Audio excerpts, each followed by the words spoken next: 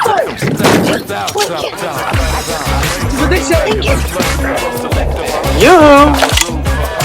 I'll make you famous.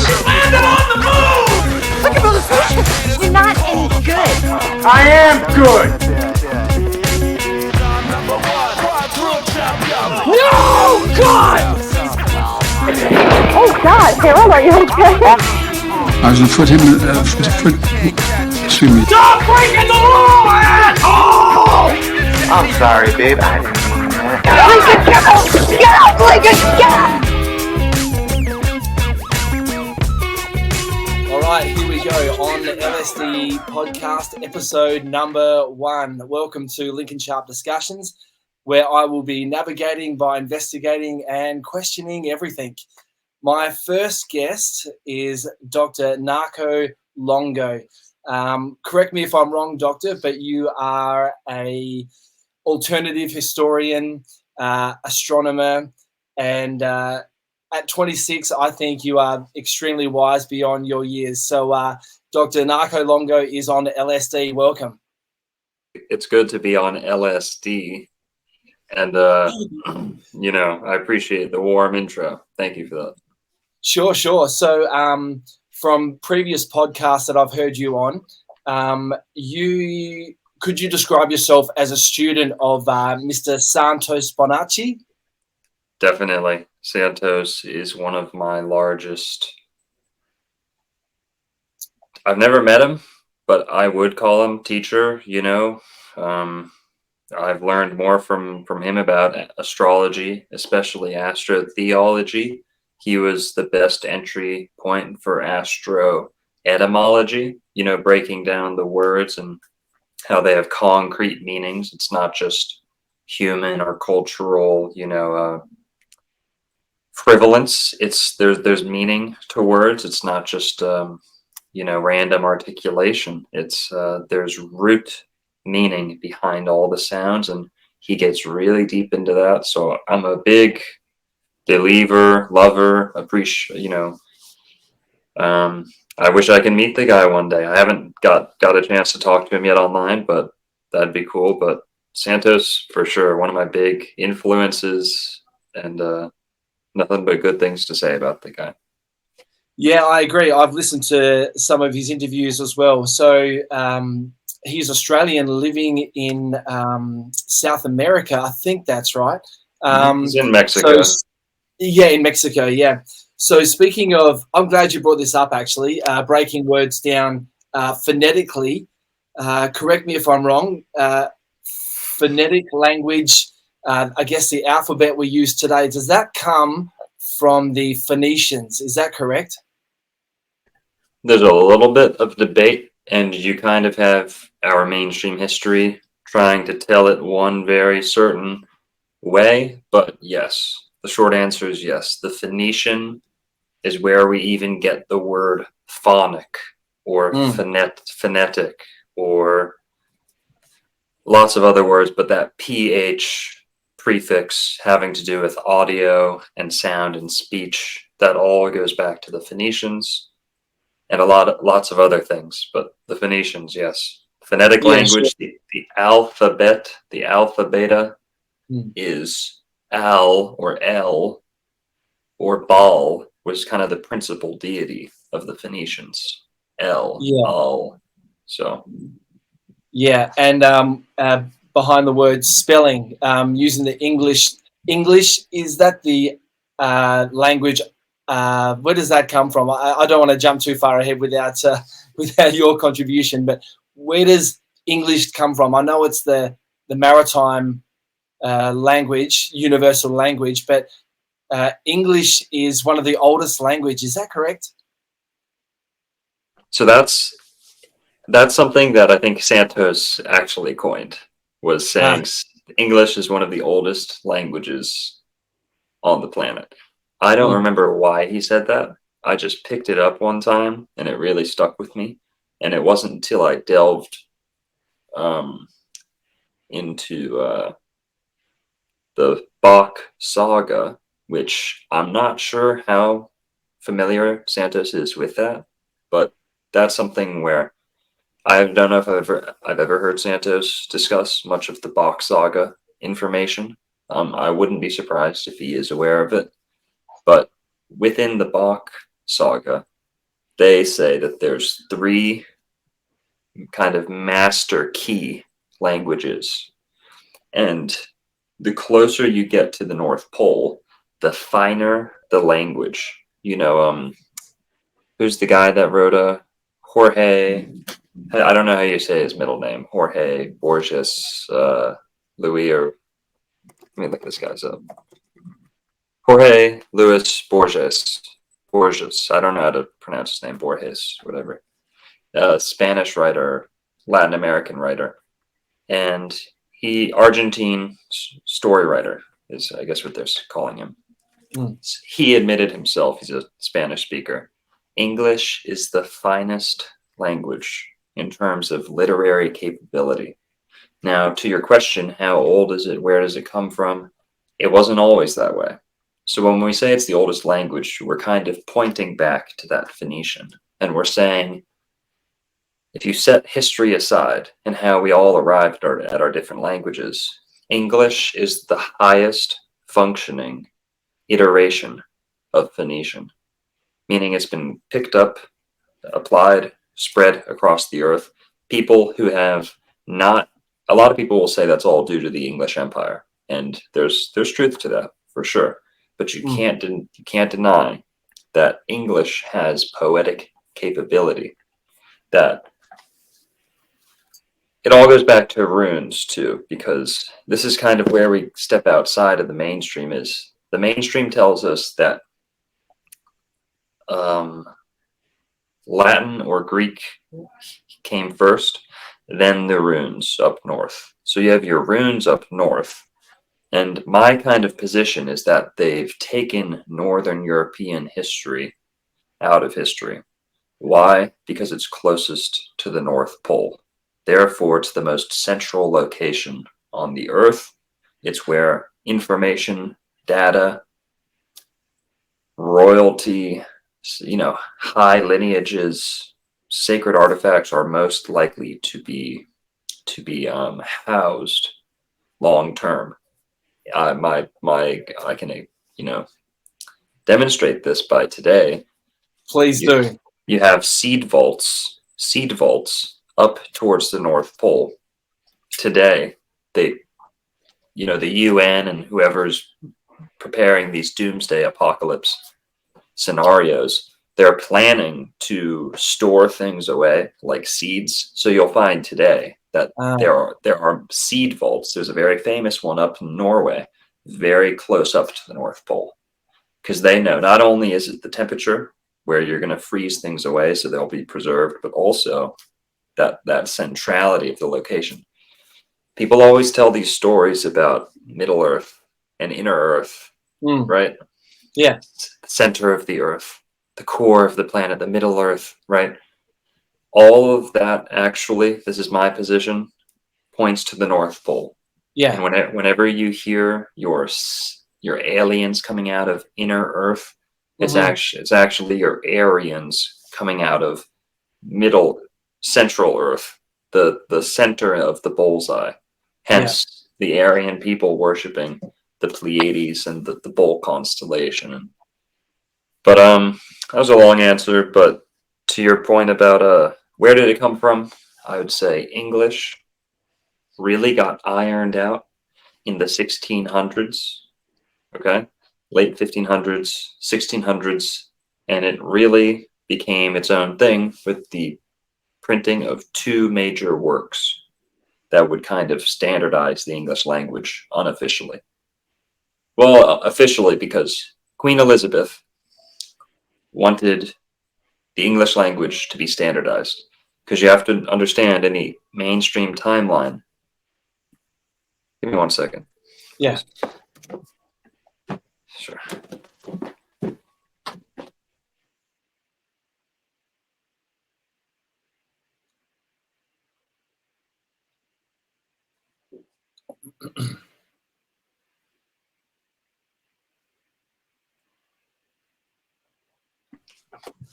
Sorry.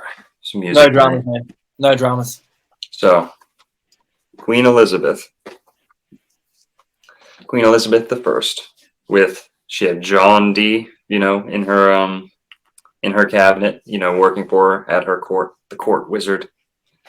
And then afterwards, Francis Bacon would kind of pick up where John D left off. But some of what Queen Elizabeth wanted done, or at least what her court had come to a decision on, was they would standardize the English language.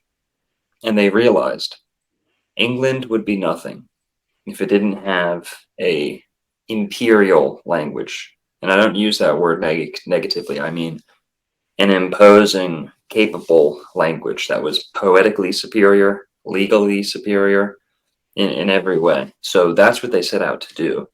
And what they did was they drew the best aspects of every Northern Germanic language.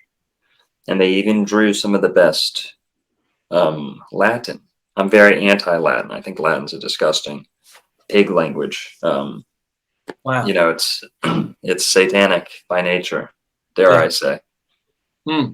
So it's an obscure, how do they say it? A lingua obscura or something. I don't know what the term is, but it's a language created to obscure truth, meaning the extreme complexity of Latin is geared towards an ecclesiastic elite only being able to understand it, and none of the common people would ever be able to pierce that echelon.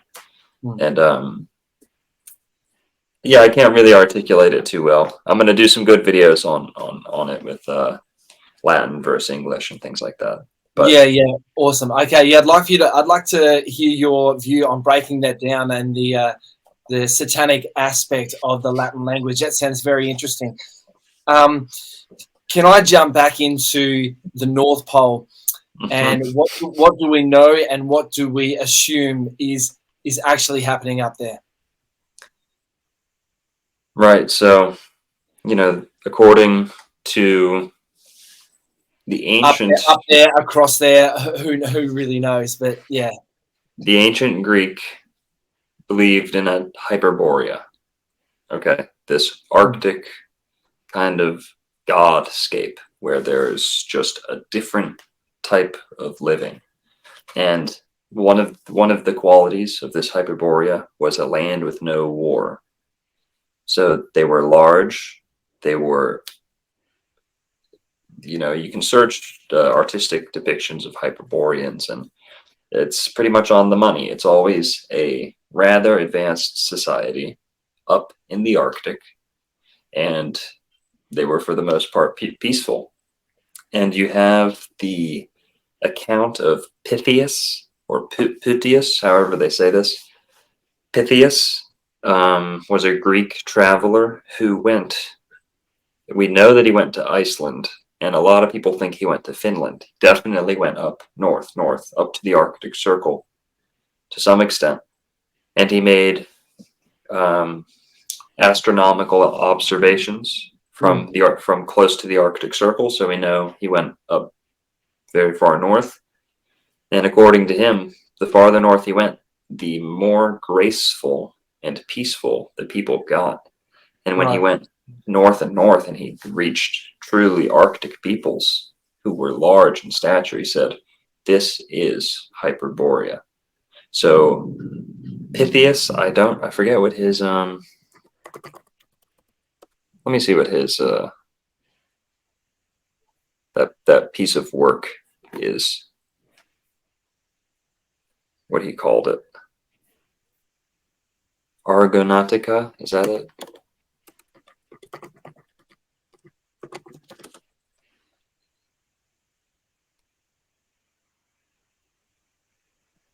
The Argonautica. Oh, maybe not. That could be something else. Well, I don't know, but it is Pythias. I was trying to find the name of that journey, that voyage, the account of it. But Pythias went close to the Arctic Circle, and he labeled it as Hyperborea. I said, this is the Hyperborea. It can't be anywhere else. But what else with the North Pole. North Pole was referred to as Asgard. That's where the Aesir lived. The Aesir, the Aesir. So As, or Ass, is one of the most sacred, holy words in the English dictionary. Ass. Okay. Ass, right? Okay. So the North Pole is Asgard, where the Aesir lived, who are like these gods. And sacred, holy, arctic, peaceful, I don't know what you call them, supermen, you know? And they were called the Aesir, the Aesir. This is where we get words like something's awesome, right? Oh, yeah. It's also where we get your Assyrians, your Assyrians, the Aesir with their big arctic beards showing up after they leave the North Pole. But the Aesir, the ass, this is the North Pole at the center. And you'll hear a lot of people say two things. Either there's a mountain at the center of it all, or there's a hole at the center of it all. The Bach Saga says that there's a hole at the center of it all. There's a tree near the North Pole too. There's an Yggdrasil tree, which you'll see in many mythological like depictions of the North Pole, or just the Earth in general. Or your Mount Meru, your Yggdrasil, or you'll see a hole. Some people have the hole at the top of Mount Meru and Yggdrasil on top of Mount Meru too, but either way, there's a pinpoint at the center of the North Pole, and our sky revolves around that point. Sure. Mm-hmm. And that is why it's the center of it all. Yes. It's the holiest of the holies. This is why the word ass was demonized by the church. Ass. Why? Because what's their other most sacred word? Hell. Because from hell we have Helsinki. Yeah. So Helsinki is, according to the ancient Finnish mythology, is the closest city. The North Pole was situated right above Helsinki. And Polaris, the pole star, had its axis fixed right above Helsinki until something shifted. And they say that we're a little bit tilted right now. So that's where the Finnish mythology, directs us. The further we go, the colder it gets. Does it reach a point where it becomes a livable climate? Because you said the further this explorer went north, the more friendly the people he would come across would be. So does it turn into a more livable climate, or does it just keep getting colder and colder? Yeah. Well, let's see. I'm not going to discount mythological accounts of kind of this paradise at the center, at the middle. But my understanding of the word paradise is before the ice. Para da is. And that's paradise. But then after paradise, you have Atlantis, which is all the land is ice. All the land ice. Atlantis. And in that period, you have your isolation. Okay? The isolation. Meaning the ice, people were separated from the sun, the soul. And these periods, you get your creation of an Arctic race. And my belief is that as long as you see white, pale, blonde, blue-eyed people, light-haired, light features on this earth, there has been ice at the North Pole. So according to the, if you're looking at science, they're going to tell you that the ice ages were happening from roughly 10,000 years ago to 100,000, 200,000 years ago. So you have Cro-Magnon. Cro-Magnon is who you anatomically identify these people as. These Vikings, these Aesir living at the North Pole. Your Proto-Atlanteans, right? These people are Cro-Magnon in the fossil record. they come out of the North Pole. They spread Mm. around, and they spread because they were looking for better weather. They were looking for more hospitable places. Okay. I'll tell you where the accounts of paradise and steam and things like that come from. I'm sure if you've been watching my channel, you've heard of the Gulf Stream, and most people have Yes. heard of the Gulf Stream. So you've got the Gulf Stream, which originates in the Gulf of Mexico, arguably Florida itself.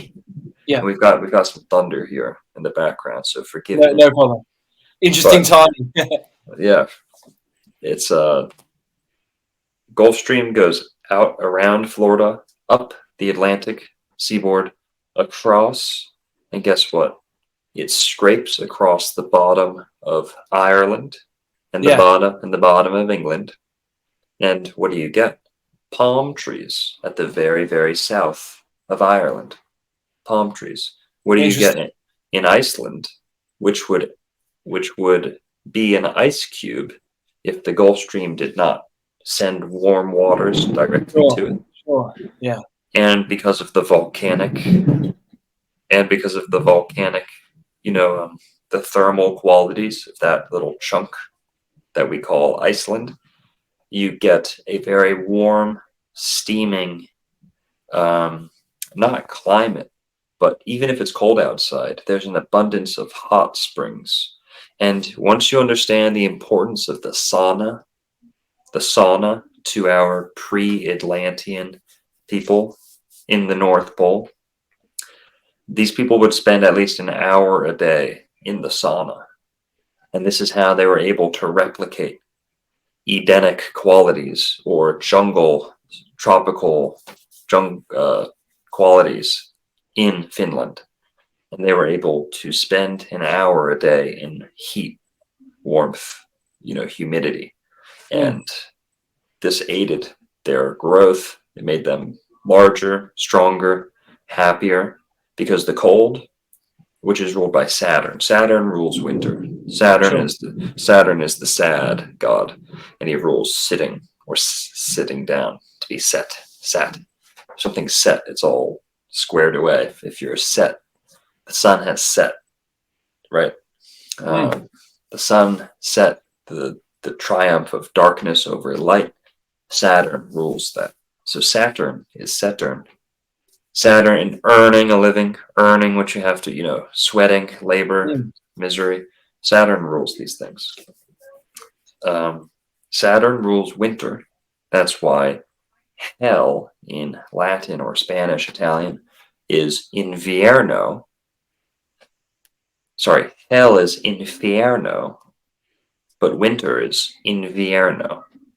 So V versus F, same word. Winter and hell. Same word. Phonetically, same word. And in America, people always say, "Oh, it's cold as hell." Interesting. Mm-hmm. Yeah. And what else? Dante's Inferno. In Dante's Inferno, if I'm not mistaken, hell is freezing cold. I could be wrong. Sure. But they made hell fiery when they started burning witches. Because people were accustomed to the cold. The cold wasn't scary enough. You can't snow someone to death, not dramatically, right? So they made hell hot and fiery to scare their victims, saying we're going to burn you, and you pass through fire right into hell. And hell is fiery and hot, but originally hell comes from Helsinki. Inferno comes from Invierno, which means winter. And Santa is Saturn, the god of the North Pole. So Yeah, sure. Yeah. I've heard a breakdown on Santa. If Santa is Satan, if you don't do the right thing, you don't get rewarded. The whole background story behind Santa is Satan. Interesting, phonetically very similar again. So Santa is a motherfucker. He keeps tabs of everything. Sure. And yeah. Interesting. Yeah. He does not forgive. Meaning, Jesus is Zeus, is Jupiter. Jesus is Jupiter. Job, Jupiter. So Jesus, you can slap him across the face. he'll forgive you. Hmm. Santa, if you slap someone else across the face, he will punish you. And Sure. that's not always laid out, but it's implied by the fact that Hmm. he gives coal to bad children. The songs Yeah. we sing about him, Santa sees everything, he sees you when you're sleeping. Yeah. He knows when you're awake or whatever. Yeah. And he keeps tabs of everything, and he's willing to punish. And his main function in the Christian cosmology is kind of this secular punishing God for at Hmm. least for most Northern European people. And you've also got your mushroom, your fly, whatever it's called, Amanita muscaria mushroom, the reindeer mushroom. That's another one with the flying shaman Okay. with the reindeer and the reindeer pee from the mushroom eating deer.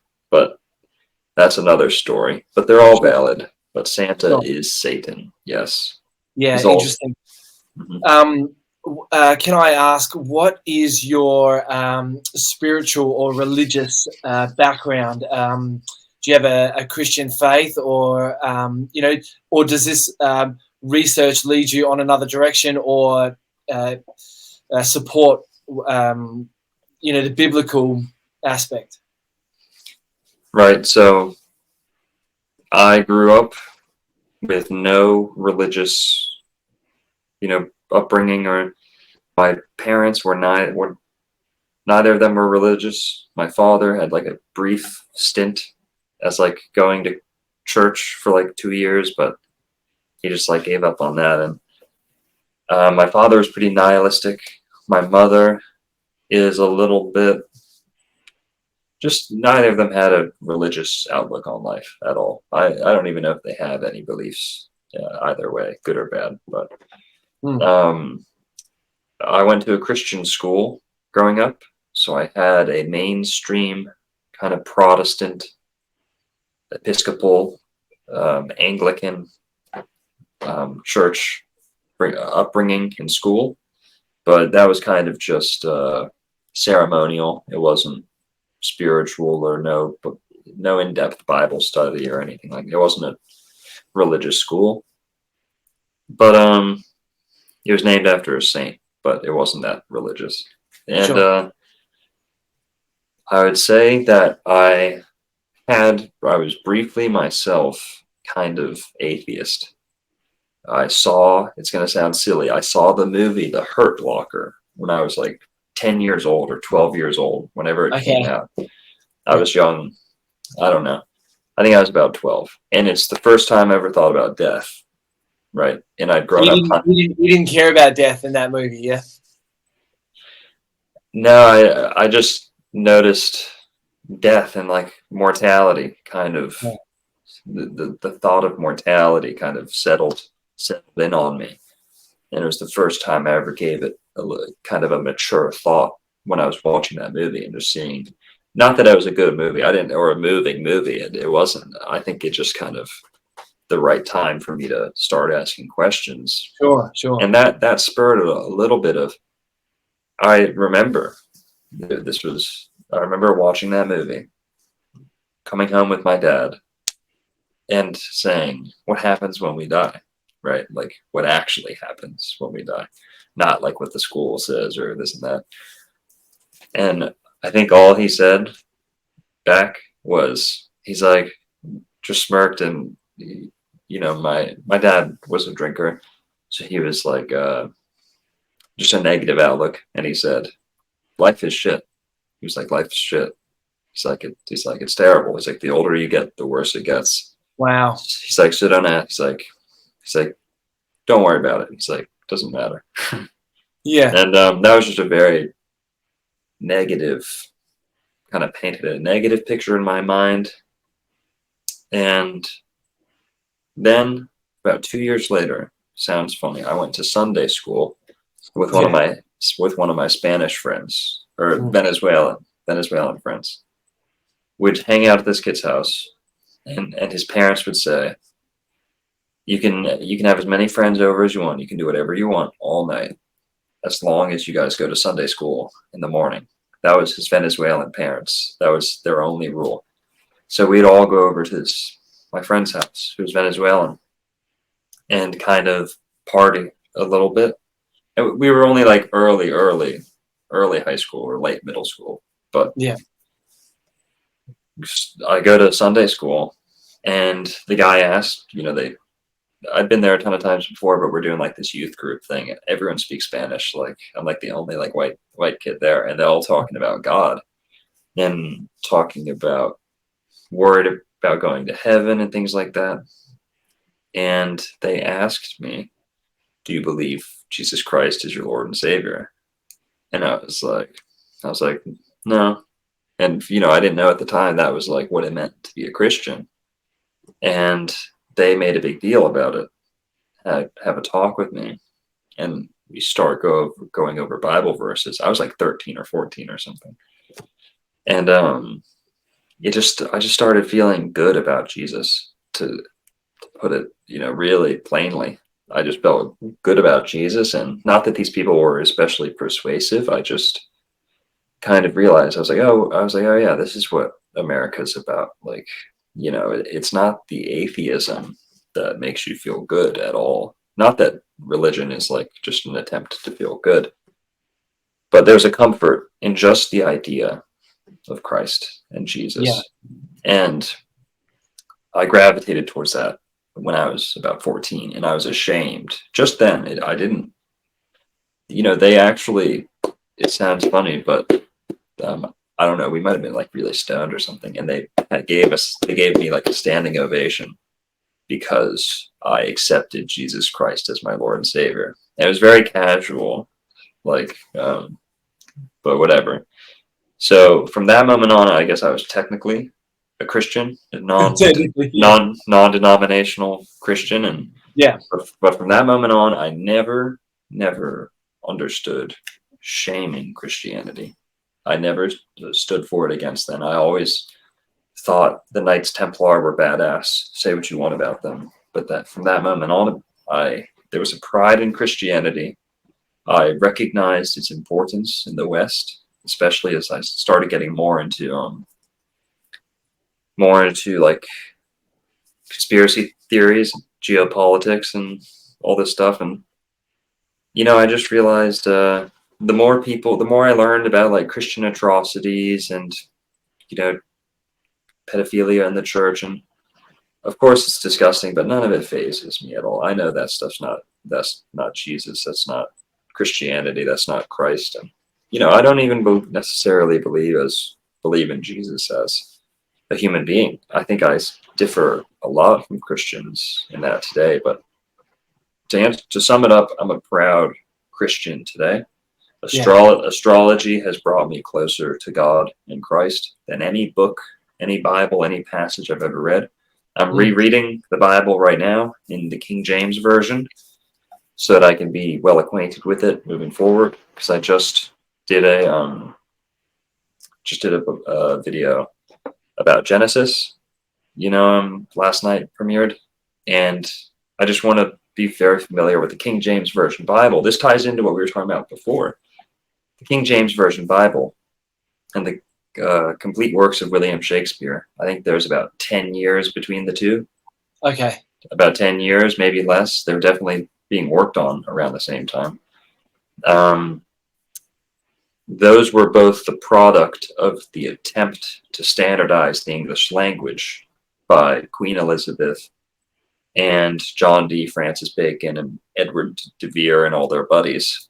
They all got together and helped draft. This is unofficial. This is alternative history, but that the King James, officially, I mean, that's why they call it the King James Version Bible. It was going to be the Queen Elizabeth Version Bible because she was the one who set all that in motion. But they eventually, she died. King James, succeeded her. And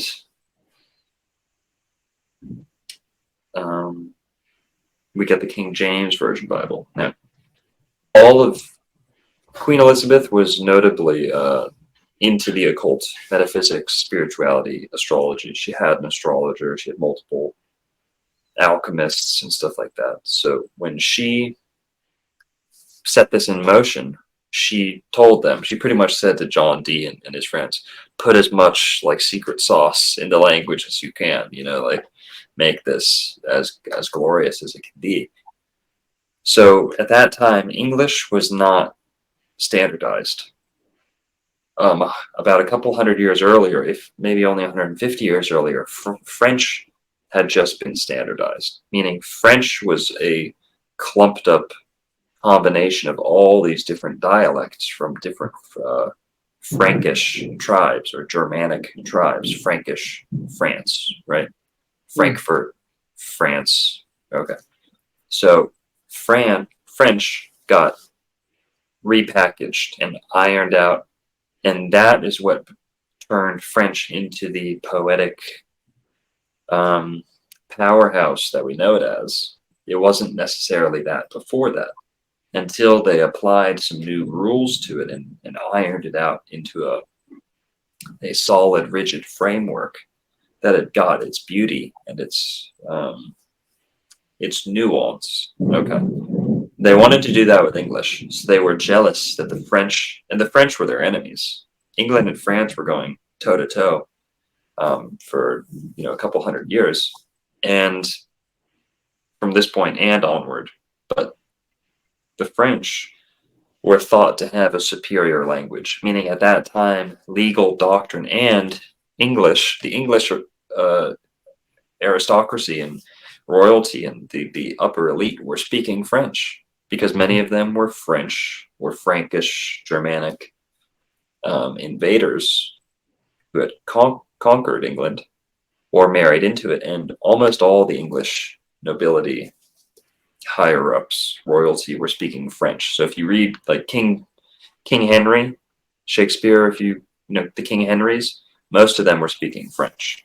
Right. And a little bit before that, most of them were speaking French. English was not this national proud language that we know of. So what they did was they took what they had, meaning a lot of French. The royalty was already familiar with French. Queen Elizabeth also wanted to destroy the separation between the ecclesiastic, the higher-ups in the church, keeping certain things from the people. She wanted a common language, okay, the Queen's English. She wanted it standardized so there would be no separation linguistically from the poor, the rich, the middle class, which was the case with Latin. Also, Queen Elizabeth had been excommunicated and had a bounty put on her head by the Pope because England left the Catholic Church and there had been some divorces. England was basically had to go on their own religiously. So this is also what spurred the printing of the King James Version Bible. They wanted, Martin Luther had printed the Bible or parts of the Bible in German, and they wanted English to be a contender on the world stage, if that makes sense. So yeah. So they. Okay, well here I'll tell you what English is. They took English. England was inhabited by Frankish tribes, Celts. The Celts had kind of been pushed out. Most of them were up north, or Scotland, or over across in Ireland. But originally, they were Celtic. You could say there was someone there before the Celts, but whatever. Celtic, Anglo, but we get Anglo-Saxon. Okay. So the Saxons crossed over. These are Germanic peoples. You have the Normans, who are Frankish or Germanic peoples coming up and crossing in. And all of these different tribes coming up, you have Vikings coming from the north and the east down into England and Scotland and Ireland. And the Vikings were speaking different Norse languages. Okay, parts of Finnish, but mainly Norse languages, or Germanic, but Norse, Nordic, above the Germanic languages. Then you have the Germanic peoples south of England speaking Germanic languages and Frankish languages, right? Frankish, French, then English gets a lot of French from there. But you also have your Frisians. That's what they'll tell you English is closest to. And yes, it is, but it didn't directly come from the Frisians like we know. That's just kind of tends to be the closest that it, once English got settled and situated, that finished product looked closest to Frisian. And there's most similarities too. And they drew from Dutch, no doubt. But your main ingredients are bits and pieces of the Viking languages of the people who had conquered Norman. Norman means Northman, right? Then you have a lot of French, because like I said, the royalty was speaking French in England already. And then you have, and that's also where English kind of bypassed Latin to go to some of the Greek for some of the influence. But then you also have Latin suffixes. So they decided the Latin suffixes are very useful, if that makes sense. And so they said, okay, well, we do location, locate, location. You know, that those type of suffixes are Latin in origin, location. Because you can take it down across the board in all Latin languages. Spanish, locación, French, locación, you know, Spanish, Spain, Spanish, locación, right? Spell it with a Z, you get another language. So Latin is kind of this, we took bits of Latin and you get your finished product, English. So an English speaker can read the King James Version of English and understand it. That's not Old English. That's somewhat close to modern English. They're still conjugating. Here's the main difference between that and Old English. They're not Old English, but 1600s, 1500s English. They're still conjugating verbs. So you know, if something encompasses something else, it doesn't encompass that. It encompasseth. Or if you you know, someone hates or you hateth or thou thee, those are just minor differences, and you could really teach the average speaker to conjugate their English much better. And that's the only part of English that's kind of jarbled and degraded, is we really have really simplified our conjugation of verbs. But the same has been done for almost every language. You hear Spanish speakers talking, and they don't conjugate their verbs like the school books tell them to. You know, so. Can I ask you? You mentioned that you've learned so much through your studies of astrology. On the Zodiac scale, I'm born in February. Why does that make me Aquarius? Is it something to do with the sun at a certain point of the sky or in the constellation of Aquarius? What makes someone a Pisces, a Cancerian, an Aquarius? What defines that exactly?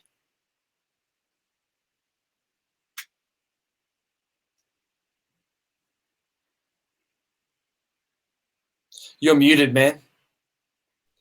Sorry. Yeah, I did. Zodiac means 12.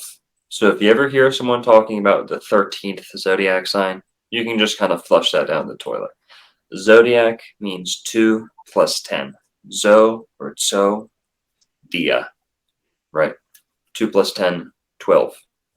The zodiac is a 12 system that segments not only the sky, meaning the band of the constellations around the North Pole, perfect 360-degree circle of constellations around the North Pole. It also segments the horizon, so to speak, into 12, or the ecliptic is a better word. Santos, articulates this much better. Sure. The ecliptic. You have, I like to call it the horizon, just for people to, you have the stars, which is spinning around, right? But then you have the ecliptic, which signifies 12 segments around what I call the horizon. Because the stars are spinning, but what are they spinning around? There's what we are is defined by this horizon around us, and the stars spin out around that.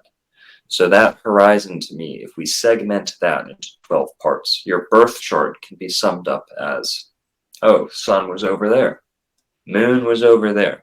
And depending on which segment, 12 even segments of the band of the zodiac, that the sun, so if we're saying sun sign, I guess that's really your question. When you're born, there's 12 months.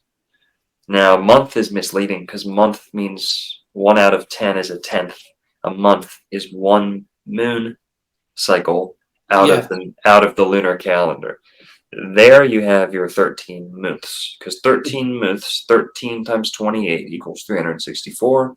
So that's your month. The solar zodiac, there's 12 segments, which we call months today, but that's a little misleading. They're actually solar. They're signs. When God says in Genesis, let the stars and the sun and the sky be for signs and seasons. Seasons is when you split the sky and the year into 4 parts. Sign is when you split the year and the sky into 12 parts. So the signs, there's 12 signs, there's 13 months. The 12 signs is where the sun was when you were born. However, Vedic astrologers, Eastern astrologers argue that the sky has precessed, and it has, but that doesn't change the ecliptic or the horizon. Let me explain this. I defer to tropical Western astrology as the true, rightful, and benevolent, meaning it's the easiest for people to pick up and use practically in their life. It is the true science of not only light, but energy and magnetism, electromagnetism. Jyotish in Vedic astrology deals with the real-time location of the constellations. So they're a little bit more fixated on the position of the stars. I'll explain the difference of tropical astrology as this. That 360 degrees of horizon I was explaining is not defined by the stars that are behind it. So it's easy to articulate this to an astrologer because your first house of the zodiac stays still. That's where the sun rises. Behind that, the whole constellations cycle throughout the day. But that first house is stuck where the sun rises. So you have 12 houses, 12 signs of the zodiac. The houses go with the signs. In your chart, you have a circle. I like looking at the circle chart. If you're going to do your zodiac, your astrology chart reading, do a circle chart from astrotheme.com. So depending on where the sun is, that's going to tell you what sign you are, your sun sign. Now the sun sign, there's 30 days in each sun sign, roughly, or 30 degrees. Okay? 12 times 30, that's 360 degrees of the ecliptic, the circle in the sky. Now,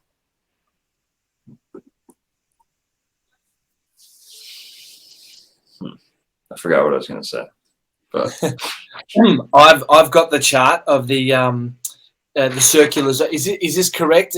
Just printing perfect. This Yeah. You might not be able to see it. Sorry, but yeah. I found it amazing. I heard you share that when they're on that chart, when there is a full moon I'm sorry, I'm just going to get my glasses for this, but let's just say when there's a full moon in Cancer, the sun is going to be in Capricorn, the complete opposite. And that works all all the way around the year, no matter where the full moon is. If it's going to be in Aries, the opposite of that is going to be Libra. Is that correct? Absolutely. That's amazing. Like That's the divine harmony of the that heavens. is divine harmony, isn't That's it? That is that's incredible. that's why they obscure the zodiac from the average Joe, because this screams divinity. This screams harmony. It screams divine order. It's God's fingerprint on. It really does, doesn't it? Yeah. Mhm. Yeah. And you asked, so you're an Aquarius, right? Yeah. Now you're born when the sun rose. Well, here, let's go to Aries. This is the first sign of the zodiac. Sure. Yeah. You're at the end of the zodiac. Okay. Yeah. You're close to the end. Pisces is the last. You're right before Pisces. You're actually the Antichrist. Did you know that? Okay. Thanks for coming. Oh my God! Really? The Antichrist? I'm joking. Anti means before. Christ is Pisces because they're the sign that cries the most. Pisces, the fish. Yeah. It's the fish, the Jesus. Christians have the fish on the back of their car. Why? Why is Jesus passing out fish all the time? Why does he call himself the fisher of men? He is the sign of Pisces. His birth and death signified the switch from the age of Aries to the age of Pisces. Now we're now in the age of Aquarius, which is after the age of Pisces, meaning Antichrist, the age of the Antichrist. Antichrist before Christ. But didn't you just say after? Well, anti is before, but before in the zodiac, Aquarius comes before Pisces, but in the grand scale, it moves backwards. So we went from Pisces to Aquarius, but we've actually, I hope I'm making sense. The zodiac moves forward, but in the grand scale, the ages move backwards. So before Christ, Aquarius is before Christ. Even though the age of Aquarius comes after the age of Aquarius, in the zodiac, Aquarius comes before Christ, so Aquarius is the Antichrist. That's why in the age of Aquarius, you see the dissolving of a lot of these Christian morals and ethics. That's interesting. Yeah. But it's not a bad thing. I was just teasing you. The Antichrist is fine. It's and if you look up this, there was a birth of an Antichrist or a concept, and they place him in I think February 1962 due to this astrological alignment that occurred, signifying an entry into the age of Aquarius. But someone who's born, this is how the zodiac works. Yes, there's constellations that signify you behind you, but we don't have to even make it that complicated. Astrology is the science of electromagnetism, how the electromagnetic ghost or soul spirit inhabits the body, the matter, and the light, and how the light is tethered to the matter. And this stamp, this glue, the moment of gluing between the two is the moment you received your first light. Doesn't matter if you came out of your mother, if you were cesarean sectioned, your first light, your first hour out of the womb, that is your first light when you are stamped with a snapshot of the heavens that stamp you with their influence because of their positions. Their different distribution of energies inside the body will determine many things in your life. It's not determinist. Astrology is not determinist, meaning it's not a determinist or determinism thing, meaning this is how your life's going to be. And I would shy away, anyone out there, stay away from the astrologer who looks, or the palm reader who looks at your palm and says, you're going to die at 44, or you're going to get divorced, or this is all charlatanism. Sure. I would also, people be careful going to astrologers.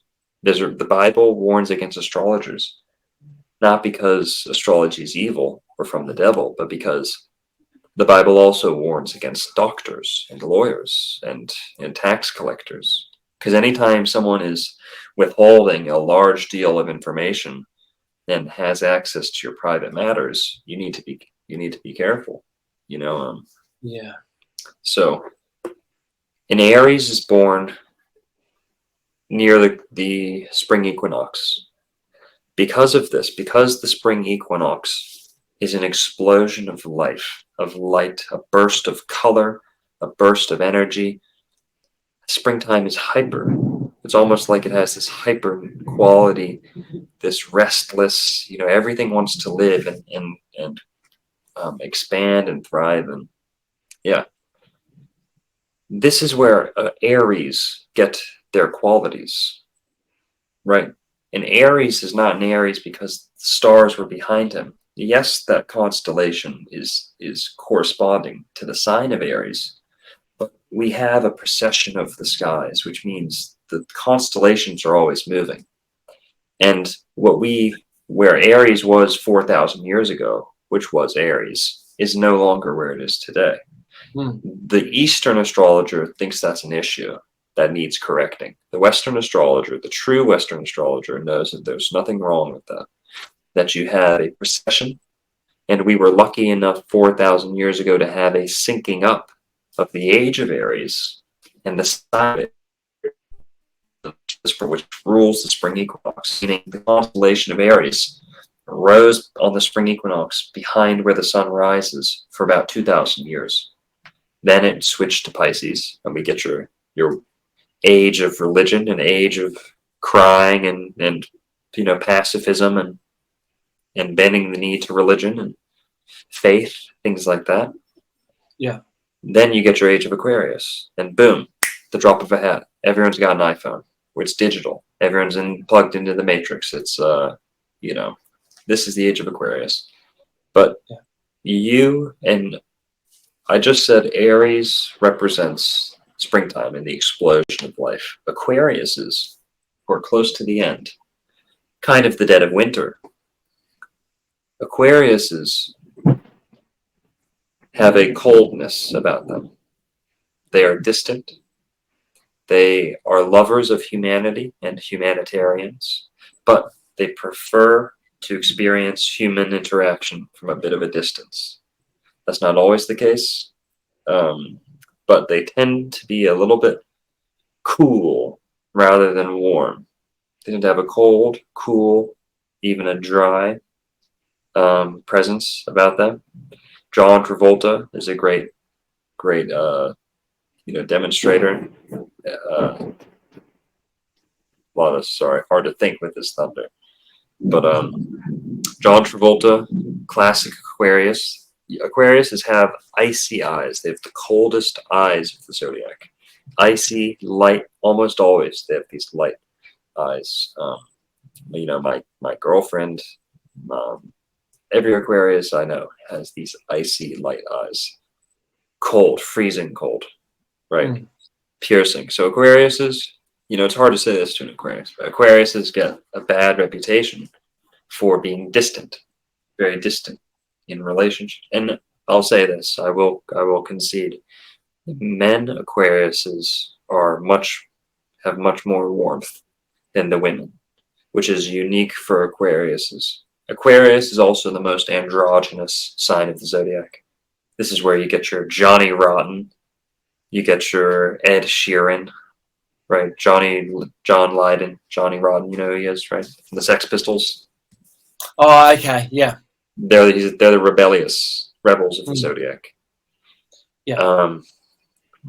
So Aquariuses are also the geniuses of the zodiac, because the word genius comes from Janus. Janus is where we get the word January. So Janus rules January. Janus is Uranus. Uranus is the only planet that keeps its Greek name. For some reason, we didn't put Janus, the Roman equivalent of Uranus, as a planet. I wonder why. Janus is an especially significant occult god. But coming into the age of Aquarius, people should be familiar with Janus. Janus rules portals and doors, not like the door in your room. This is more like the Aldous Huxley, doors of perception. Aquarius rules Psychedelia. This is your explosion in the 60s of the age of Aquarius. This is, how's the song go? This is the dawning of the age of Aquarius, 1960s. And this explosion of color, life, light. Now, this is it's more of a psychedelic thing. I just said Aries is an explosion of color and light. That's more the fertility of springtime, and warmth. Aquarius rules more like prisms of light and digital technologies and innovations. Aquarius rules innovation. And Aquarius is the cartoon character. So you get your, who else is in Aquarius? Phil Collins, in the air tonight. Sure, yeah. The air sign, right? Michael Jordan, Aquarius, Air Jordan. Interesting. Air Jordan, right? Yeah. You've got who else? I never think of this. If anyone asked me a celebrity, I know their Zodiac sign, but I can't produce them. Ed Sheeran, John Lydon, those guys look so much alike with their weird, like, lack of pigmentation and things like that. Very Aquarian, just have these kind of Arctic or polar features, but also Aquariuses tend to have some reddish hair, like strawberry, or light hair, light eyebrows, light eyes. They just have this freezing quality about them because of the time of year that they inhabit. It's that February and January. The rains. The word rain comes from Uranus. So Uranus. Aquarius is the water falling from the sky. It's the water bearer pouring water from the heavens. So that's where we get aqua, but it's actually an air sign. So aqua, Aquarius. It's where we get the word queer from Aquarius. It's where we get the word awkward. It's where we get the word aware. So, and Aquarius rules awareness and consciousness. So Janus, I was saying Janus, this god of portals and kind of split personality almost. That's a Gemini thing, but that's the twins. That's another different zodiac sign. Janus is the genius, and it's where we get the word janitor. If you're a janitor, what does that mean? Does that mean that you're cleaning up disgusting things like urine and anus, right? Uranus, right? Janitor, Uranus. But what does janitor really mean? The one who holds the keys, janitor. Holding the keys to the whole, the whole facility. That's Janus. You jangle the keys, jangle. That's Janus. So I find it interesting when you said that the Aquarius is the rain, the wet, the colder sort of sign. But in South Australia, where I'm from, it's the complete opposite climate-wise. Our summer is it begins in December and it's still hot through March, April. I find a lot of the talks that I listen to about climate versus or aligning with astrology is very northern hemisphere based. You're exactly right. You're exactly right. Now I'll tell you why. Because there's a star called Polaris, where all of the sky spins around Polaris, which designates astrology and all study of the stars as an inherently arctocentric or polar-centric art form or science. Meaning, yes, the basis, the reference point is always the northern hemisphere. If I'm down by you, I have to wait a long time or wait for certain points of the night for certain constellations to come my way, if I'm lucky. And if I'm too far out, I can no longer see the northern hemisphere, where especially some stars, the northern hemisphere. Now, if you're up near the north, you have a unobstructed view of the entire northern hemisphere, meaning you can see the most constellations in the sky at the same time. Yeah. So this spinning, the wheel in the sky keeps on turning. This swastika symbolism, this northern European Arctic origin of many of the myths, Indo-European myths, all go back to an Arctocentric science, which is astrology. So you bring up a great point, because people always say, well, I understand, the explosion of life and Aries being March and the equinox. And if you're an Arian, you're born at March, or April, you have these qualities of explosiveness, life. Now, I would like to point you to Santos Bonacci, who is an Aries, who was born, I think he was born in Australia, right? Or was he born in Italy? But if he was born I'm not sure. He has a very thick Australian accent, but I don't know his origins. So, yeah. He definitely lived in Italy for a little bit, or visited, but let's assume he was born in Australia, Southern Hemisphere. He is still very much an Aries, meaning he embodies the explosion of spring, the explosion of warmth, energy, life, and vitality. Also foolishness. Aries rules foolishness, rushing into things headfirst, not thinking, like the pioneer, just getting it done first, thinking about it later. Yeah. Aries, not that Santos is like that, but that's an Aries quality. And this comes from springtime. So I understand how, if you're outside of the equator, if you are in the southern hemisphere, that your perspective of the seasons corresponding to astrology is a little different. I know, there's just no other way to say it than astrology is an inherently polar-centric or arctocentric science. Yeah. That's just how it is. That's the way that the sky works. The battery of the sun and the moon, they're spinning around, churning this life force energy, and it's centered around the North Pole. So we don't get that with the South Pole. There's no magnets that point south. There's no central location, central hub of astrological learning or data. That's just, So, astrology left the North Pole.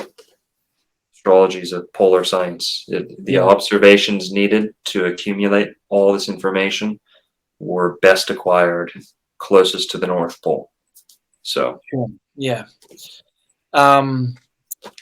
In Genesis, God placed two great lights in the sky, plural, not singular. Two great lights, being the sun and the moon. To define the day from the night and the seasons. He didn't put one great light and a reflective rock. Yeah. The moon, in my opinion, is its own light source, and it actually emits a cool light. I've worked a lot of night shift in my working life, and using temperature guns to register the temperature of steel, which I've been working with. On a full moon in the outback of Australia, I can basically read a book under moonlight, under the full moon light. It is that bright. And I can stand under a machine, and I can register the temperature of rocks and the soil, and it is significantly warmer than the light, than the ground that is in the moonlight. So the moon shade is actually warmer than the moonlight by about 4 to 5 degrees Celsius. It is quite amazing. I guess what I'm asking you is your opinion on the sun and the moon. Is the moon its own light, not a reflective rock? Yes, it's its own light. It's equal in function and significance to the sun. This is one of my, key entry points to astrology for people that I'm just casually talking with. If they come into the bookstore or something, I'll I'll just say, you know, the sun controls so much of life, does it not? The sun controls Absolutely. almost everything. Almost everything. It's the light, the plants, the electricity, the magnetism, the radiation. Everything goes back to the sun. Mm. Okay. And the moon has an equal influence. It's a little bit more subtle because it's feminine by nature, meaning it's not going to be as bright or public as the sun. You know, masculine energy is more public, more external. Mm. The feminine energy is more internal, private. And the moon is also controls so much of life. They'll tell you, they'll even admit, they reluctantly admit. They'll try and word it every way they can so they don't explicitly say it. The moon controls the tides. They'll say, oh, well, the moon tracks the tides, and it's no. The moon controls the tides. You can verify this yourself. Any fisherman worth a dime will tell you the seas go in and out 4 times a day with the movement of the moon. And this is not just trackable by the moon, it's caused by the moon. So the moon rules hormone cycles, hormone, that's where we get the word moon, hormone, moon, hormone cycles. You get your menstrual cycle, your menstrual cycle from the moon, 28 days, 28 and some change. But your 28-day cycle, this is your lunar realm. The lunar influence is a little bit more subtle, but just as large in its scope and application as the sun. The sun's rays. The sun's rays rule the public life. The moon rules the private life. But what are the differences between the influences? The sun is hot and dry. The moon is cool and moist, as you noted. And, you know, you'll know that for where the moon is light, it signifies where the sun is. It is refracting something from the sun. They are like telephone receivers or walkie-talkies communicating, and the moon shows the position of the sun, so to speak. Yeah. But that doesn't mean that the moon's reflecting its light. If, like you said, if the moon was reflecting nothing but sunlight, pure sunlight bouncing off, it would be warm. You would get some radiant heat from the light, even if it's being reflected.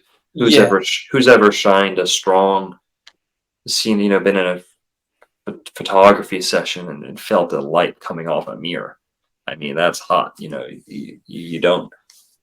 Things like heat can reflect too, so you'd get the reflection of heat from the moon if it was just a rock reflecting light.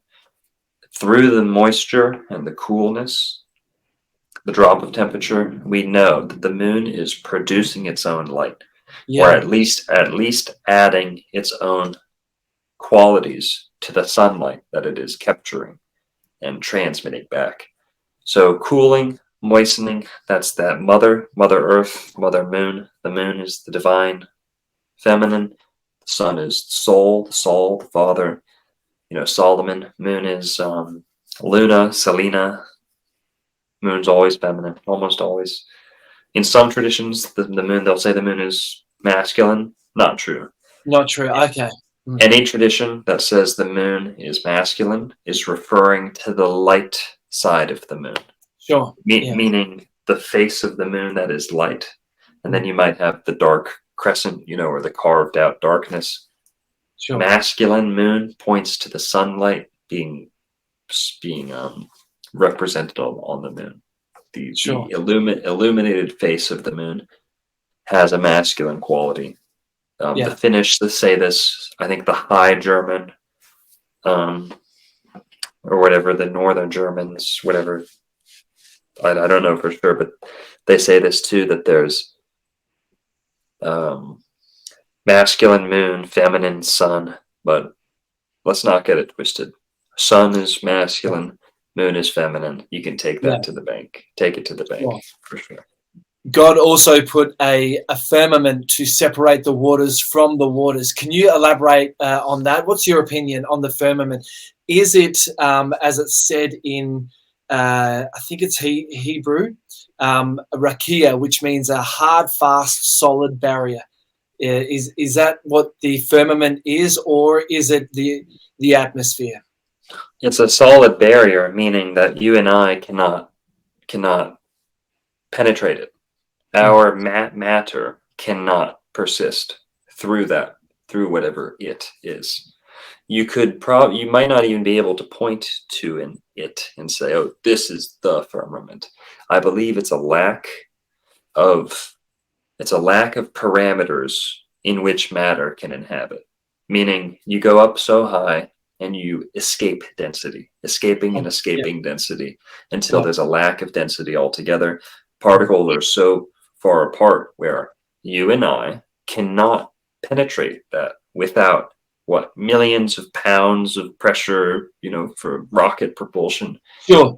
So the extent to which we have to go to push upward, and the harder we have to push, the farther up we get, and the harder and denser it is to dig down when we try and go down, tells us that we live in a thin, equal threshold between two equal expanses, infinite expanses. So I always point to the tree model of the universe.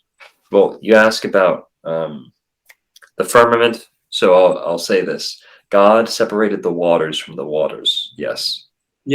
When he says water, he's not referring to water. So a lot of people say, "Oh, there's water up there, and when it rains, that's just a leak in the firmament." And I don't believe that. I don't believe that there's water above a glass bowl. I don't believe that there's water beneath us, although there is that submarine interview of the guy who got taken out for finding a lake in the Gulf of Mexico. Lake or a river underwater, and he couldn't bounce the submarine through it. I saw that. Yeah. What do you think? What do you think? His helicopter crashed and he died not too long after that. You know that guy. That's a true story. So that happened in the Gulf of Mexico. I've seen someone else talk about that, about super dense water underneath water. So I'm not ruling that out. I think those accounts are true, but I'll tell you what my interpretation of the water separating the waters from the waters is. Separation of the waters from the waters is the separation of one state of matter from another state of matter. Meaning he separated the earth from the water and the water from the air. Meaning he separated the sky. He created the sky. Yeah. He created the water, and then he created the earth. Yeah. Or I'm not saying that in that certain sequence, but he created 3 different degrees of water. Why am I equating water to matter? Because let's just flip that W. Yeah. And water. Yes. Water is matter. It's mother energy. Mother comes. Matter is Mother Earth. It's dense material. So that's mother particles. Mother rules material. But also, what was the word that I just brought up? And you said too. Water. If you flip the double, it becomes matter. Yes, thank you. So also, why is water? Why can water be equated to just matter itself? Because in water, we most easily and accessibly observe the 3 states of matter simultaneously.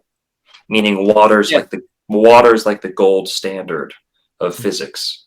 Does that make sense? It's like the standard solid through ice. It's the standard liquid through water. It's the standard gas through. What about electrically expanded water like plasma? Is there a 4th stage? So that's the 4th element. Is something else we can talk about another time.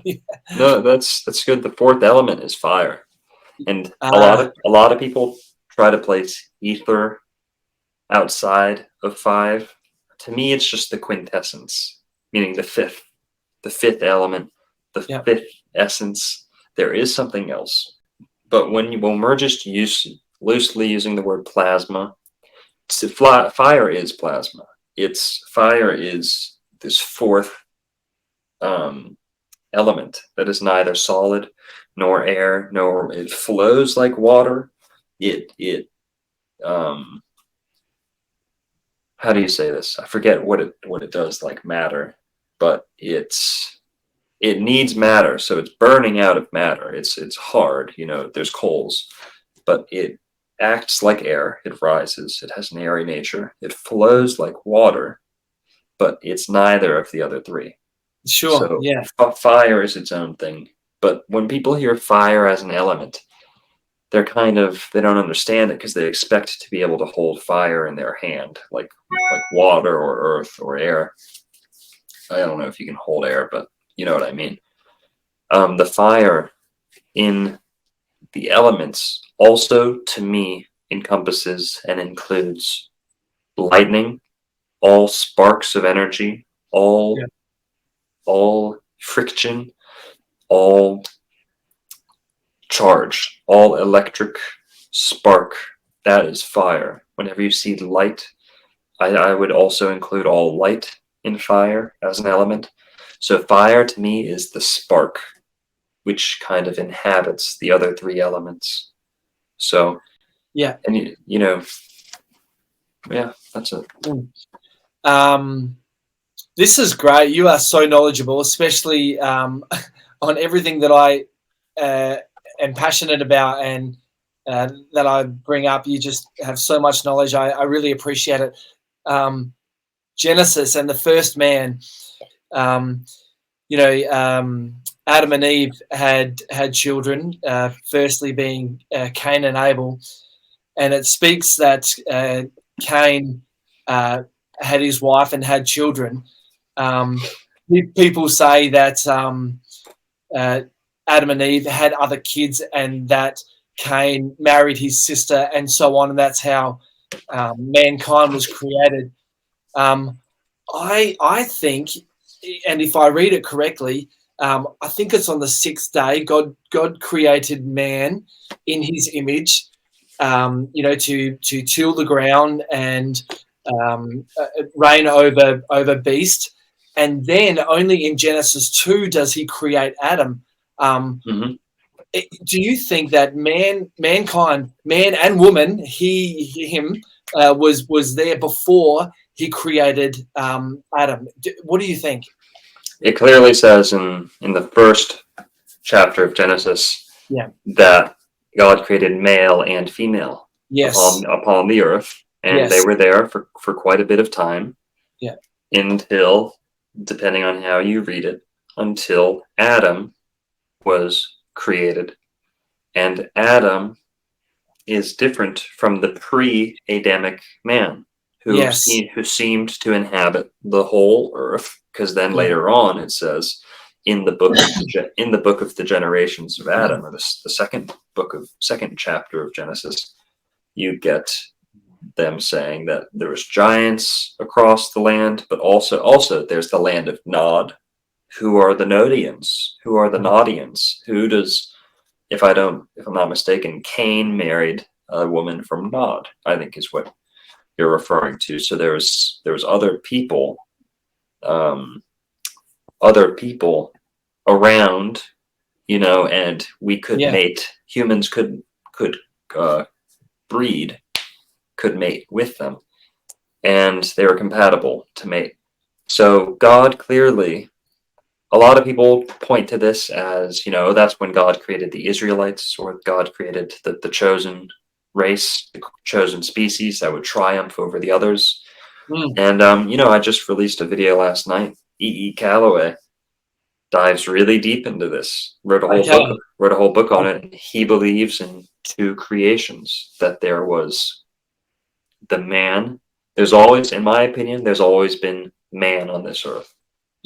Bipedal human, 2 legs, 2 arms, and a head. This is why I think so. If we're citing Genesis, we will also note the days which God is doing his work in are not defined by 24 hours. Okay. They're not 24. They're not 24 hours because there's no lights in the sky yet. That's a day later or 2 days later. God creates lights to track the time. He's all poised. So I've interpreted that before as well. God said, "Let there be light," and there was light, and there was day, and then there was night, and that was the first day. And the only days, technically, scripturally, after that, did He create two great lights in the sky. So there was light and darkness on earth. There was day and night on earth before the sun and moon were technically created. Yes, and it also means that many ages or eons of creation were occurring until we get our 24-hour days, which is also when He creates signs, by the way. He creates the sun, moon, stars, planets, and He says, let them be for signs and seasons. And so He creates all that. Why? Because man is the focal point of His creation. And all of this is to suit His endeavors on this earth, which God tells, I don't know if He says this to Adam, but He says it after. Man's job on this earth is to, like you said, once they get kicked out, they're like forced to till the earth and toil, But before that and after, man's number one purpose on this earth is to name things, to name God's creation.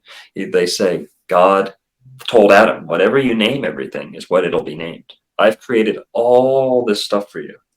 Whatever you choose the name to be will be the name. So that's another reason why words are so significant. You could say that talking is our main separation from the animal kingdom. All parrots and crows and ravens aside, we can speak, we can talk. And the Bach Saga says that's the biggest link between the Bach Saga and the Bible is they say God created man. Man's highest purpose is to name things. That is our highest function. Our most sacred act is to name something that hasn't been named yet. And so what were we talking about before? I forget. We got drifted off. Before that, we were talking about the zodiac signs, and then we got into the hemispheres on how it's different down in Australia. What were we talking about 30 seconds ago? I had a little lapse of memory. I'm sorry. 30 seconds ago, we were talking about how mankind was on Earth before He created Adam and Eve. Perfect. Thank you, man. You're sharp, Lincoln sharp. But you've got two generations or two geneses of mankind. So clearly there was man on the earth, or there was humanoid, however you want to define him, bipedal mankind. According to E. Calloway, there was many humanoids, hominids on the earth, but none of them had a soul. So Adam is the first man created in divine perfection, meaning if you take all the sacred geometry charts, the phi, the golden ratio, all these, you ever seen that with the beautiful models getting mapped out with golden ratio, geometry of beauty? No, I haven't seen that, no.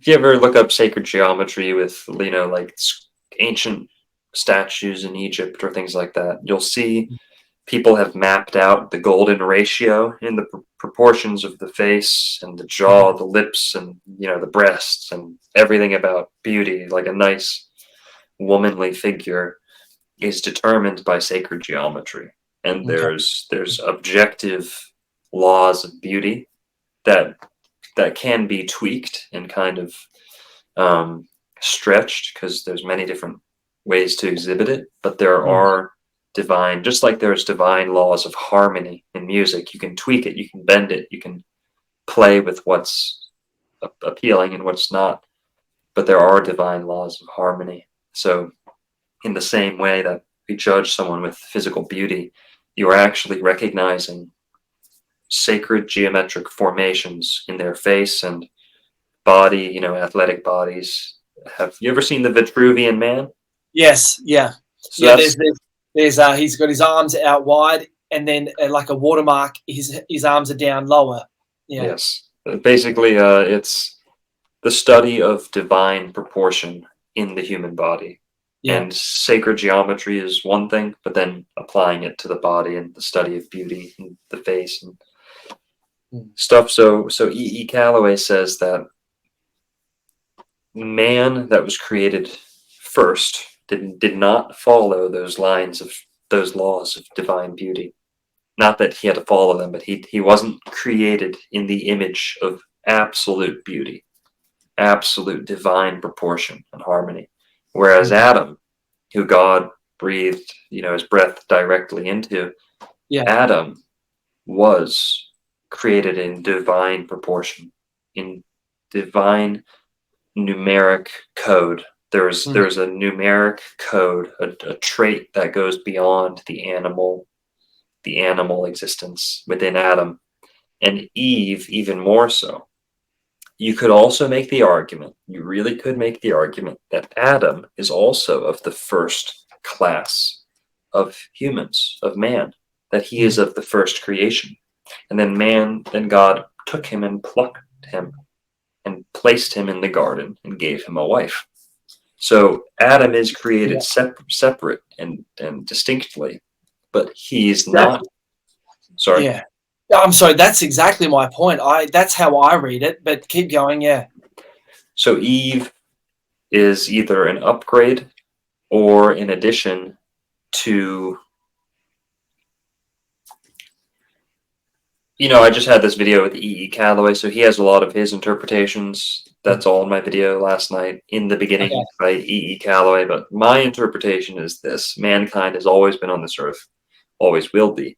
But there are and were, they're all extinct now, there were pre-human hominin species that coexisted with us, all of which were compatible with us sexually, reproductively. So we as humans, me and you, Homo sapien, Cro-Magnon, whatever, we go back to the Adamic creation of Adam. And all, according to E. Calloway, and I tend to agree, all of the Neanderthal, Homo erectus, Australopithecus, or whatever, all these pre-human fossils, quote-unquote missing links, which there is no missing link yet, as of yet. There never will be. But all of the things that are close by that missing link, these other hominid upright walking species, be they primate or not, and you could even include primates as all of this, that the first creation were primates, and that clearly we are closest in primate to function and mechanics and anatomy. But to say that we're close to them spiritually is a fallacy. So it could be that the whole class of primates itself was the man, meaning 2 arms, 2 legs, upright, and they might have had a tail. The new creation might not have had a tail. You might have been your Neanderthal, Homo erectus, Homo floresiensis, however they say it, little small one. All of those guys, Denisovan, all of these might have been that first creation. Meaning, in your Lord of the Rings, you had, your orcs, your elves, all these things had an age and kind of a period of limelight for themselves. But as the ages processed, God intended for one, moving forward, that mankind would triumph over these other things. So whether they had their own heyday before the genesis of man, I can't speak to, because we're only men, but mankind has clearly been at the helm since then. So to me, this is what the creation of man indicates, is you and I, intelligent, articulate, artistic, totally separate from the animal kingdom. What about the writings, scripture of the fallen angels that come down and they see the women of creation as beautiful, and they then go on to create the giants, like the Nephilim? Yeah. Do you think these angels came down and they were of huge stature before they created the Nephilim, or because physically that doesn't make sense to me, that if the women that they saw were beautiful, were between 5 and 6 feet like we are, and they were giants, it doesn't work. What can you tell me about that? Well, I can tell you one thing. If you ever see some of these medieval or ancient depictions of giants, some of them aren't always packing the most heat, if you know what I mean. Interesting, they're yeah. kind of on par with the average man, so to speak. Interesting. But then the women, also have wombs, and they have to give birth to these so-called giants or Nephilim, unless Good they point. start off small and then. Oh well, You're it right. does say that they ate the fish and the beast of the earth, and they basically wiped it almost clean in their areas. So maybe they just grew in stature extremely faster than mankind, I guess. I'll say there's 3 interpretations too that I kind of hold close to the giant and the sons of man theory. Now, of course, you have in one of those threes. This is not one of those 3, but you have your ancient alien perspective, where there's non-humans and humans, or there's man and there's human, modern human, and man, or the sons of God. The sons of God saw the sons of men, or the daughters of men, however it says it. And that difference, that species difference, is kind of inflated by the ancient alien thing, where they'll say, oh, that's the Anunnaki coming down onto the... But we have to remember that they were sexually compatible. All genetic manipulation aside, they had it, kind of like what you just said, where, a giant can only do it with so small of a chick, right? And even if they did it with a turkey baser, the chick still has to give birth to a giant, So Sure. you're exactly right with that. Likewise, I don't believe in aliens, but if you have your alien, what are the odds of this alien? I'm not even going to get into it, because alien people would say, oh, well, they can genetically manipulate them. The Bach saga talks about genetic manipulation as well, or more so just extreme selective breeding and hybridization brought about by extreme climatic change. But I'll give you 3 interpretations that I kind of defer to for the sons of men. Number 1, the fallen angels, or the fallen angles, meaning there is a complete hierarchy. There's a complete stadium, arena of stars around us, and they are all fixed in their seats, and they're spinning and moving, and they're all orderly, very orderly. Fixed stars, meaning they never shift, they never move, they never change their proportion or position in relation to each other. But there's 7, 10, however you want to say, 7, 10 planets. Wandering luminaries, yeah. Wandering stars. Now, the wanderers could be perceived as the fallen ones, who have lost their place in the hierarchy of heaven, in the order, and by slipping, they have fallen and been cast out of heaven, and they are moving. Why? And who's the best example of this? Lucifer is clearly, who is a fallen angel, who was cast out of heaven, is clearly identified in the Bible as the planet Venus, without a shred of doubt.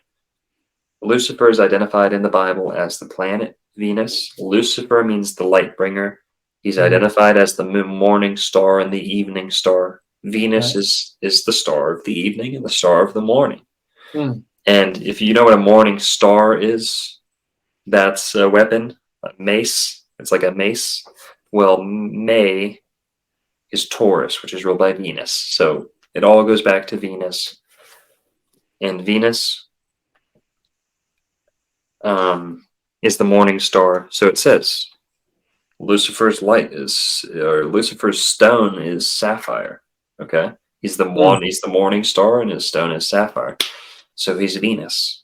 He's clearly Venus. Sapphire goes back to Sappho. Sappho means sapphic, or love, beauty, appreciation of women. going back to Sappho, the lesbian poet from Lesbos. So it's very women. It's all about women. But they punished Lucifer and made him a man, and they made him a criminal, right? Also, hello, he's the planet of love. He's the planet of music and loving things that aren't God, and singing praise of things that isn't God. That was his crime. And Venus rules music. Venus rules singing and just harmony. So Lucifer is the light bringer. Venus also rules fur. So comfort, fertility, and the fur of animals, which is soft and pleasant to the touch. Lucifer rules these things. Lucifer rules temptation, so that much is true. Venus rules temptation. Venus rules fried food because it's Friday. And Freya is the god of fertility. So your fried food, which is comforting, soul food, goes back to Venus, where I get Friday. But Lucifer, I hope I've demonstrated clearly, one of the fallen angels is a planet. And you could do this with all the others, but Lucifer is clearly spelled out in the Bible as the planet Venus. But, the sons of God might not necessarily be fallen angels, although I think that's kind of implied, because they're not human, so to speak, like human. Yeah. So that's one interpretation, is the solely astrotheological interpretation. The other is that, give me 1 second. Let me drink my little lemonade here. Yeah, sure. Forgot about it.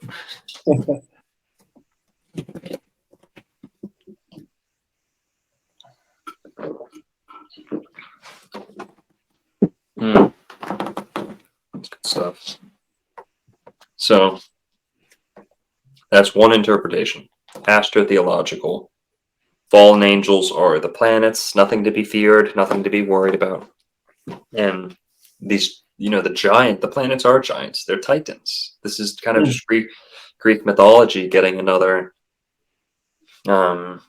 mask, another iteration. Is they're titans, giants, men of renown, punishment, cast down, cast under the earth, trapped under the earth, cast down from heaven. Similar stories. But the planets, they're nothing to be feared in that interpretation. Then there's the next interpretation. Sorry, you want to say something? No. Like you were saying, the planets, understanding astrology.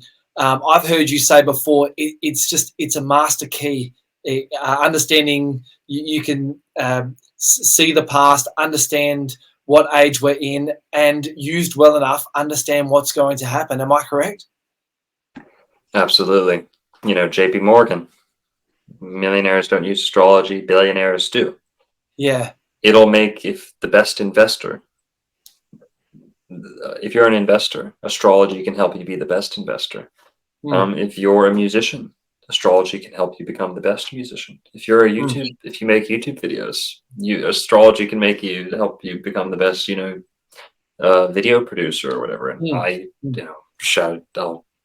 I use astrology to help make my videos, and dare I say I've had some success with it, and the proof is in the pudding. What else does it say in the Bible? You shall know them by their fruit, or whatever.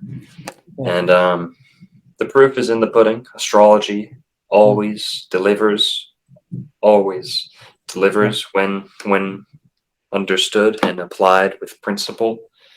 And I'd also say, don't overthink things. Don't get complicated. I don't want everyone to become an astrologer. I want everyone to get a dose of practical astrology. Meaning, if you're a hairdresser, you're going to know what day of the month is best for cutting people's hair.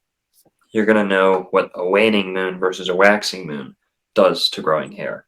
If you're a landscaper, you're going to be able to know what the moon does to growing grass and growing leaves, and what day to trim on, what day to trim for growth, trim for lack of growth. All these things. I don't want everyone to be an astrologer, because astrology can make you go crazy a little bit, only because of how much truth there is in it. Sure. But I want everyone to have a dose of practical astrology. I think everyone knows their 1 through 100 or 1. Everyone can count to 1,000,000. You know what I mean? Everyone knows their ABCs. Everyone can spell about, I don't know, 10,000 words, if not more. You know, everyone can spell. Everyone has this big chunk of we've kind of required as a society that people have a certain amount of literary knowledge or linguistic, effect being but with astrology we just kind of there's no expectation of people. Most people are astrologically illiterate, and no one raises the alarm about that. To me, that's criminal. To me, that is like having a child born and never knowing their ABCs. If you don't know that our 7 days of the week come from the 7 planets of astrology, you've been robbed of information. If you don't know that our 12 months come from our 12 signs of the Zodiac, you've been robbed of that information. And these are divine laws of harmony. It's not super secret, esoteric information that because I wrestled with that a little bit, is how much am I going to tell people? Am I going to tell people everything I know? And I always kind of arrived at the idea that with astrology, there's no downside, especially with the element of practicality. People should just learn what is beneficial to them. So I don't want everyone to become an astrologer. I want people to take what's good, because it's not just one. Astrology doesn't mean that you're going to learn to do people's birth charts all day, and you're just going to be doing people's birth charts. I haven't done a birth chart in like a month. Astrology is astrotheology, is astrotopography, learning about ancient sites. Why does Graham Hancock have a little bit of a leg up in this ancient, say what you want about him. That's another conversation. Why is Graham Hancock and having more success in this ancient, archaeology field? Well, he's taking into consideration astrology and the alignments of sites, and the purpose of many of these great sites is not militaristic. It's not overtly religious in the way that we think. They're almost always the common theme among all the megaliths and monolithic structures, and is always astrological alignment. Always. Every significant site to the ancient world is astrologically aligned. So, yeah. I think in the Western world, the astrological research and study has been jaded by the back pages of the newspaper. Yes. If you're a Cancerian today, you'll experience income unexpected income this afternoon, or things like that. Yes. Just rubbish. So I really appreciate your knowledge on and the truth behind astrology, and separating it from combining it in a way with astronomy. So I've been interested in astronomy since I bought a P900 camera, and amazing. But that's another topic. So is Florida. I know we have to wind things up soon, but people can find you on Instagram at Old World Florida, and YouTube. Is that correct? Yes, sir. Old World Florida on Instagram, or old_world_Florida. Florida, yeah. On Instagram, Old World Florida. YouTube. I've been following you for a while. You put out some fascinating information. Years ago, maybe when I was 21 or 22, I spent some time in the States, and it was in Atlanta for a 6-week Christian schooling program.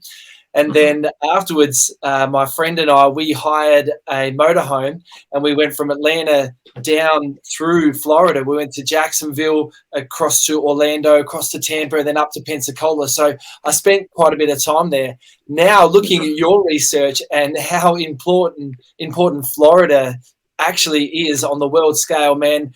Next time, if you have time, I'd love to talk more about old world Florida, relating it back to biblical days as well, man. Yeah, I'd love to get more into that next time. Hell yeah, dude. I love that. Yeah, absolutely. What does LSD mean? Dr. Narco Longo, thank you so much for your time. This has been an incredible interview, man. I've really enjoyed it. I'm glad to be here, man. Can I ask, what does LSD refer to? Just Lincoln Sharp discussions, Lincoln Sharp discussions. Nice. I was wondering if it was like a play on Latter-day Saints or LSD, LDS or something. Interesting, and nothing to do with LSD. I had to look up the actual meaning of the hallucinogenic drug LSD. It's nothing to do with it. I just thought it was a little bit catchy, and people might. It is. It's good. People will like it. Yeah. Yeah. Dr. Longo, thank you so much, man. I hope to stay in touch and have a great rest of the day, man. For sure, Lincoln. Appreciate it. Good Thanks questions. a lot. Thanks a lot, man. For sure.